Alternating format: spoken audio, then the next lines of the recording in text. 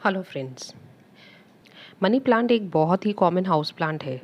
इसको पोथोस भी बोला जाता है, जो लगभग सभी के घर में होता है। ये जो वैरायटी है वो नॉर्मल वैरायटी है। आजकल कई तरह की वैरायटी भी आने लगी हैं। Golden pothos, marble pothos, enjoy pothos. ये है तो कॉमन प्लांट, मगर कई तरह की दिक्कतें हो जाती हैं इसमें। जैसे कि पत्ते की टिप्स ब्राउन होने लगती हैं या जले जले से होने लगते हैं पत्ते, या कई बार तो ये वेरिएशन इस तरह से नहीं होता, या होता है तो बहुत कम, और पत्ते कई बार छोटे छोटे से रहते हैं। आजकल नर्सरी में बड़े पत्तों वाली वैरायटी भी देखने को मिलती है। इस तरह बड़े पत्ते होते हैं उसमें। बड़े पत्ते इस नॉर्मल वैरायटी में भी हो सकते हैं अगर हम प्रॉपर केयर करें इसकी, तो मतलब खाद सही से दें, प्लेसिंग सही से रखें। अगर इसको आप किसी बड़े पेड़ के सहारे ऊपर की तरफ चढ़ा दें तो इसके पत्ते बहुत बड़े हो जाते हैं, क्योंकि एरियल रूट से न्यूट्रिशन जाता रहता है प्लांट में। इसीलिए मनी प्लांट को मॉस्टिक के सहारे चढ़ाएं, जिससे एरियल रूट्स न्यूट्रिशन ले सकें। अगर ऐसे ही कोई डोरी बांध के चढ़ा दिया तो ये उतना घना नहीं होता, साथ ही पत्ते भी छोटे रहते हैं। फरवरी से मई तक अच्छी ग्रोथ करता है। उसके बाद तेज़ गर्मी के कारण और ड्राई एयर से इसकी टिप्स ब्राउन होने लगती हैं। ग्रोथ भी थोड़ी सी स्लो हो जाती है तब। फिर मॉनसून में फिर से नए पत्ते दिखते हैं नवंबर तक। उसके बाद सर्दी में फिर से ये अपनी ग्रोथ रोक देता है। खाद इसको चाहिए तो साल में 2 बार ही, वो भी अच्छे से दे दें फरवरी और अक्टूबर में। वैसे तो हर दूसरे मंथ में मैं देती हूँ खाद। ऑर्गेनिक में वर्मी कंपोस्ट या गोबर की खाद, नीम खली, बोन मील, चाय की पत्ती, ये सब दे सकते हैं। केमिकल में एनपीके दे सकते हैं। कई बार बड़े पत्तों के लिए इसमें एनपीके भी देते हैं। लिक्विड खाद जैसे कि एनपीके या सीवीड मिट्टी के साथ इसके पत्तों पे भी स्प्रे करें और मॉस स्टिक पे भी डालें। उससे इसकी ग्रोथ में ज़्यादा फ़र्क दिखेगा आपको 15 दिनों में ही। आज मैं इस पे थोड़ा एप्सम सॉल्ट डालूँगी। इससे पत्ते ग्रीन और चमकदार रहेंगे। एप्सम सॉल्ट पे भी मेरी एक अलग सी वीडियो बनी हुई है, आप वहाँ पे जाके भी देख सकते हैं। अगर आपको इसको मिट्टी में देना है तो इस तरह 1/4 स्पून एक होल करके मिट्टी में डाल दें और फिर से मिट्टी से कवर कर दें। इस तरह आप दे सकते हैं, लेकिन पौधे के तने के पास में नहीं देना है। ये एक केमिकल खाद है, इसीलिए इसको गमले की रिम पे ही डालें। ये एंजॉय पोथोस है। इसको भी मैंने छोटा सा ख़रीदा था पिछले साल, और अब देखिए कितना बड़ा हो गया है। और ये मैंने 5 से 6 इंच के पॉट में लगाया हुआ है। इसको मैं अंदर भी रखती हूँ कई बार।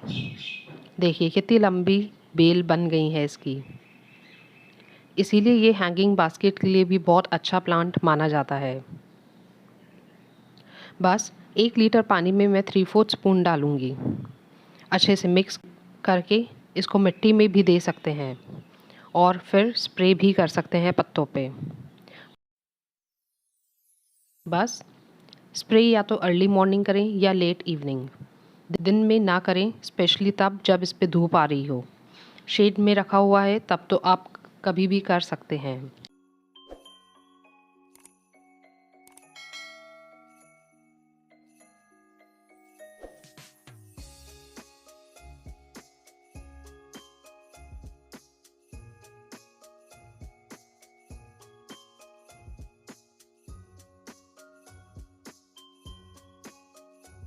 प्लास्टिक बहुत टाइम तक गीली रहती है एक तो, दूसरा वो ठंडक देती रहती है पौधे को जब तेज़ गर्मी होती है। और उसमें लिक्विड खाद दे दें, रूट से भी मिलता रहता है पौधे को न्यूट्रिशन। इसके अलावा इसको घना बनाने के लिए इसकी कटिंग कर लें। एक ब्रांच की टिप से कट करेंगे तो 2 ब्रांचेस निकलेंगी। इस तरह से ये घना होगा। अगर मॉस्टिक पे लगाया हुआ है तब तो इसको कट करने की भी ज़रूरत नहीं है, ये अपने आप ही नई ब्रांचेस निकालता रहता है। धूप की बात करूं तो यहाँ इसको मॉर्निंग की 1 घंटे की धूप मिलती है, बाकी पूरे दिन ये छाया में रहता है। गर्मी में मैक्स 1 घंटे की सुबह या शाम की धूप इनफ है इसके लिए। उससे ज़्यादा रखा तो पत्ते जलने लगेंगे। इसीलिए इस पे मिस्टिंग भी करते रहें दिन में 2 बार। इसको मॉइस्ट एनवायरनमेंट मिला तो ये बहुत ही हरा भरा रहता है। तेज़ धूप में रहने से इसके पत्ते पीले होके ब्राउन हो जाते हैं और जो न्यू लीव्स निकलती हैं वो भी जली जली सी निकलती हैं।